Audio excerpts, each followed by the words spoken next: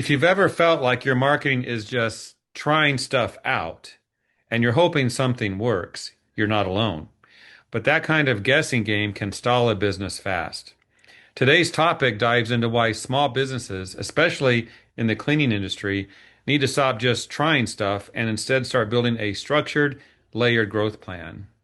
And to share some strategies on this, things you need to do right now, I'm pleased to welcome regular guest John Clendenning, the founder of Carpet Cleaner Marketing Masters. John, welcome to the program.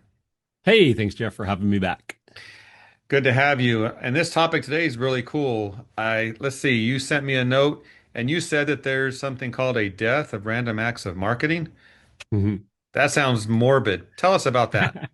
So as you know, I've been in the industry 30 years, talked to a lot of carpet cleaners, thousands over the years, and then daily I'm on calls and doing consultations with different cleaners and stuff like that. And the one thing that stands out, there is an obvious difference between the small percentage that run um, very large, very well-run companies, and the larger percentage that are sort of still trying to figure it out, right? So it's down to less than 0.03% make it to $1 million, and only about 15% are above half a million. Everything else is below that, and part of it is, when I talk to them, I say, hey, how many poles in the water do you have? Anybody listens to me know that I talk about poles in the water. You need 20, 30 poles in the water, 20 or 30 different ways, and sometimes 40 ways that generate one, two, three, four, five new inquiries a month. And then you obviously need to market your database and all those things. And because the goal of our industry is not one-time transactional customers,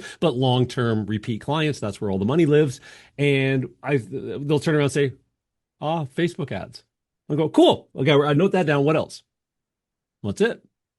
Oh, do you market your database? No, I don't have one. It's on my phone. Or whatever. And it's just like the random acts of marketing. It's like that those work until they don't. You might be kind of a bit of a blue ocean, the first guy in there in the day, first guy that went on Nextdoor for a while as an app, or first guy that went in your area that did Yelp marketing big, and you get a lot of traction out of it until everybody else figures out that you're on there and they do the same thing, and next thing you know, you're watered down again.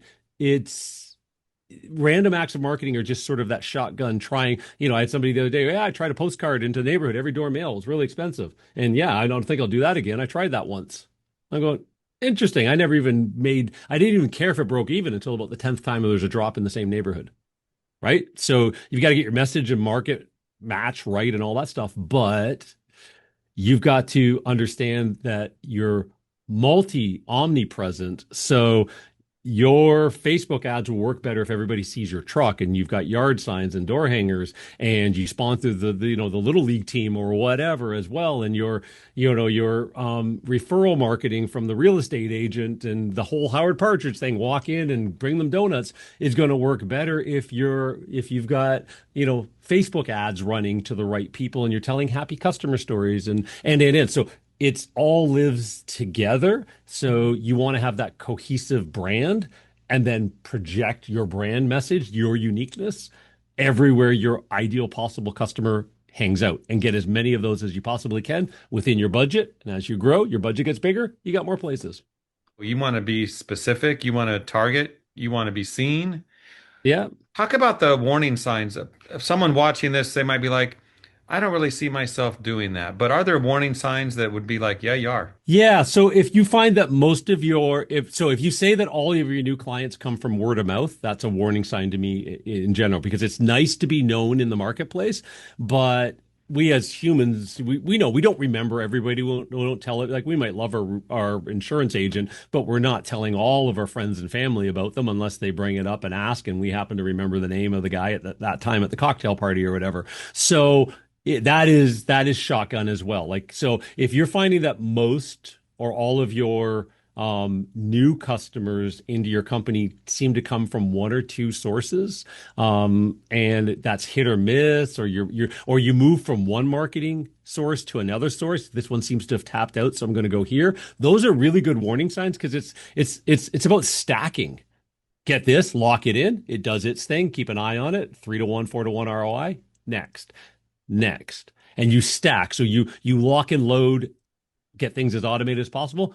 and then add the next. So if you're not adding, but you're just kind of transferring, you're basically just repeating the same thing over and over again. So it might be repeating your first year in business the 20th time if you're 20 years in business and you're still at about the same level, right? A really good way of knowing that you haven't sort of elevated to be the marketer of cleaning services first, then run the operations because you created a bunch of problems, you grew too much, you broke stuff, and then when you got that figured out, you finally have to figure out the data and the finance part of it, because now we have to run the numbers, right? So that's the growth cycle that gets us growing, but a lot of people just get stopped at that first part because they think marketing is an expense and something they have to do, but they wish they didn't, and it isn't. It's the core of how you grow a business. Yeah, I like that. It's they want to do the work, they want to grow the business, but marketing hurts. That can be a Mm. painful Yeah. wrap it up for us, John. How can we make marketing fun to where the business owners out there, they want to do the cleaning, they want to go to the beach once in a while, Yep. but they don't want to, the marketing's not fun. Is that does that fit in today's Yeah. conversation?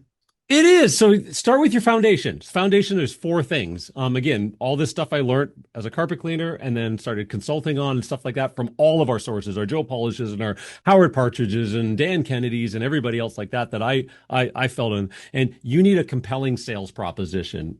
Unless if you don't have one, you're a commodity. So why are you different? Like what do you want to do differently? What is your 12-step fancy process? Why do you have all a CRB and you have a truck mount and you're also able to do, encapsulation stuff like that? Why do you choose multiple when the other guy only does one? Tell that story. Like that is part of your brand positioning. Also tell your risk reversal guarantee. That goes way back to the days of the Ginsu knives, but Dan Kennedy's and all that stuff. If the first thing that a new person wants to know is they can't trust you, so can you give them a guarantee that reverses the trust? So everybody goes, oh, I'm going to get screwed over. Yeah, once or twice every decade, you will. The rest of the time, you've just made hundreds of thousands of dollars or more because you have a better guarantee and it attracts more people. Have a founder's story. You started this business for a reason. Tell that everywhere. That's your door hangers. That's your flyers. That's your newsletter. That's your website. Tell why you got into it. Was it because your daughter had allergies? Was it because dad, ran this business in the day and you grew up as a rugrat? Like, what was the reason you decided to join the tell that story? Because people, sat around fires and told stories. That's how the Bible's a whole bunch of stories. Everything's a story. We learn by stories. Tell your story and then have that branding be impactful. So what do you want your brand colors and feel to look like? Don't just haphazard and build a cheesy logo. Actually think it through. Now that's on your van, on everything you do. So now once you've got that foundation, you can find the right people to now take that and expand it on your social, expand it on your website, expand it in the marketplace, and help you decide when to use that in your marketing. And you can go to the beach and hang out while the marketing's working for you. But you have thought through the foundation of your business, and everything hangs off of that until the day you sell it.